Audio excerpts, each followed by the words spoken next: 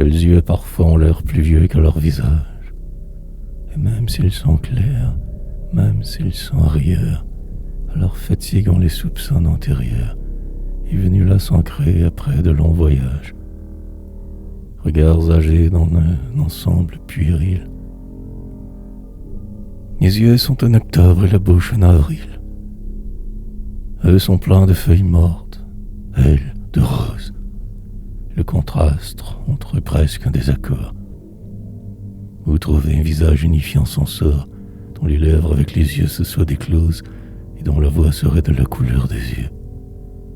Il faudrait pour cela des yeux qu'on inaugure, qui soient neufs et en même temps que la figure, au lieu de ceux qu'on a fanés par tant d'adieux, dont le sort aboutit pour faire un moment halte à s'accoupler sur tel profil qui s'en exalte.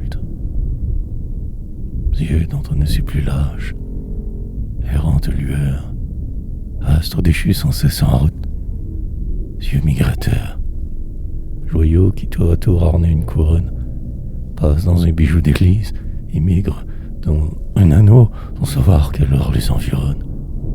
Joyaux yeux qui dira vos clairs antécédents, car les yeux aussi, comme les pierreries, vivent de destin propre dont on ne leur féerie. Contemporains du luxe âgé de nos aïeux, concomitants de je ne sais quels astres vieux, ils possèdent comme une âme rétrogradée, fait d'antiques azurs, fait d'une perle évadée. Ils n'ont rien de terrestre et rien de temporel, sertis et dessertis depuis les lointains âges, dans la métempsychose éparse des visages. C'est aussi par ses yeux que l'homme est immortel.